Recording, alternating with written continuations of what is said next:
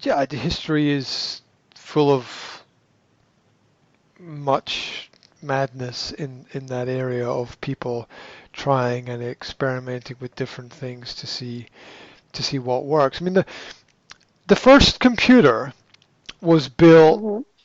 between 150 to 200 years ago. And the person who built it, A, they didn't know what to do with it, and B, nobody else knew what to do with it. So no other computer was built for 50 years. Mhm. But they built a mechanical counting machine, which was really the first computer. And it was an amazing piece of it was a work of art actually, and people didn't know what to do with it, and it wasn't it wasn't until post mid to post industrial revolution that people actually found some use for the cybernetic nature of machines and um, as a way of hopefully developing society rather than controlling people. But you know history is full of that. Like look at communications between Britain and America. They sometime in the early 1800s there was a program to put a cable under the sea from Britain or Ireland to the United States. Now, if you wanted Mhm. to do that today, it would be a massive task. But these people were doing it 200 years ago. Yeah. Yeah, that wild, wild histories of things. Or is because I watched a lot of discovery and history programs with my kids. There was the in the early history of planes, like in 1900, it was not possible to fly, according to most people. By 1903, it was possible for planes to fly, and by 1910, people were building jet engines and attaching them to planes and trying to fly them. So within a period of 10 years, the It completely impossible become real and possible. became jet planes within 10 years because a small group of people um, actually discovered how to do something. So so inventions, creations. There were more in 1900. There were more electric powered cars than there were combustion engine cars. It's interesting history. Yeah, there were more. And people just forgotten history, lost history.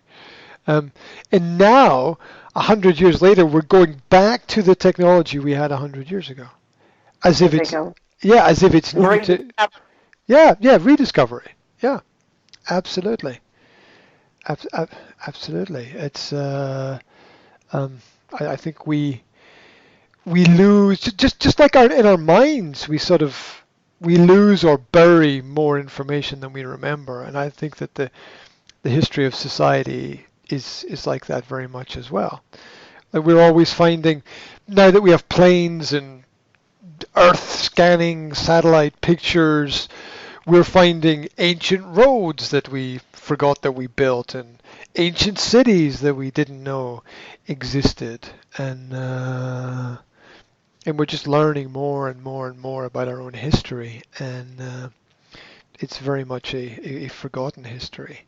Um, and I think it's sort of the amnesia of the world that we we have forgotten more. Like if we think about everything that we've learned in our lives, it's really quite a hell of a lot of information that we've learned.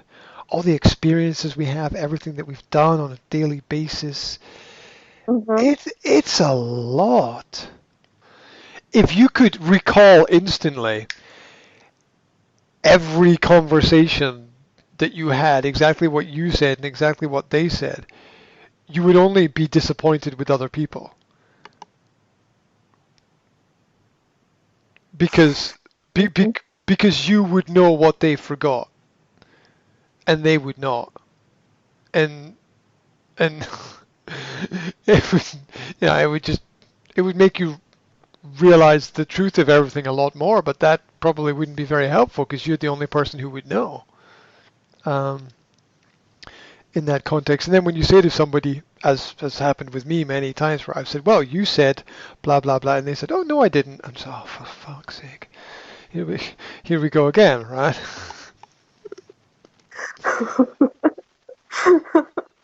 No, I didn't say that. Uh-huh. Uh, right. Is it a skill? Well, women tend to be more verbose than men about a lot of things. They talk much more. Um, it it depends. I don't want to say that women are more this and men are more that.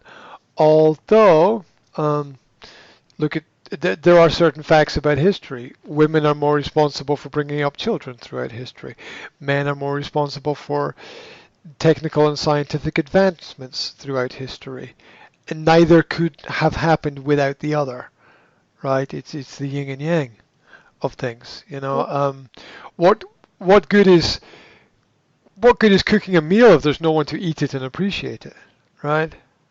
So it's it's hard. Uh, not that we need to be specific types, but still, like again, women tend to follow what they feel. Men tend to be less in touch with their emotions, and that could be a historical problem. It's you men spent a lot of history fighting wars. Some of them for women, as a matter of fact. Um, but I'm not saying fighting war is an intelligent thing to do. It's not, because the real warrior knows when not to fight. Because that's what the real warrior is training to avoid the fight, not to have the fight. So the real warrior is training to to keep the peace and Mm-hmm. to ensure the peace and needs their strength for that. Um, and and needs to sort of use their power in that way. But a lot of history for men was going to war and fighting, and you couldn't get emotional about it because there were just dead bodies everywhere, and it was violent and horrible. And um, the only thing that brought any humanity to the world was at that point was women who were saying, "Don't fight. It's stupid." There's more sensible things we can do, like get together and have a family and share peaceful experiences. Yeah, and and this was difficult for men because they'd had in a lot of parts of the world there were very violent histories, and the only people that survived were the people that were unfortunately brutalized, and it was very difficult for them when they grew up to show emotions and to have to be strong but compassionate is a difficult skill for a lot of men in the modern world. Compassionate, strong and compassionate, passion and compassion, Mm. different words. Yeah, This. yeah. Mm-hmm. I mean, to to be passionate but not surrender to. I don't want to.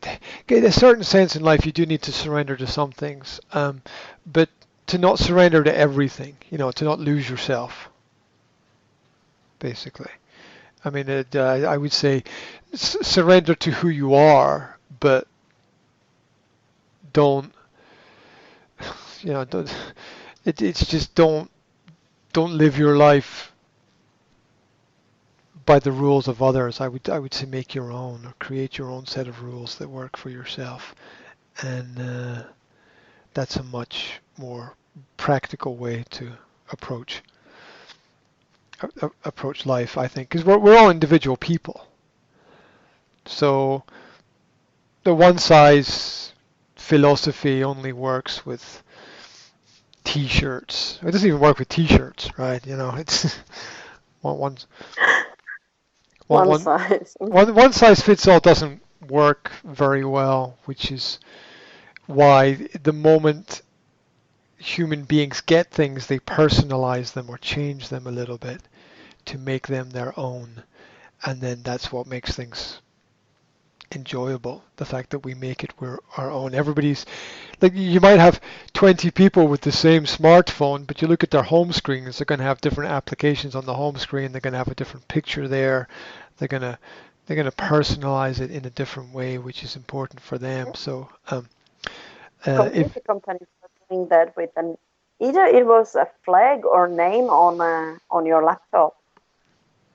yeah, anything Like, that personalizes things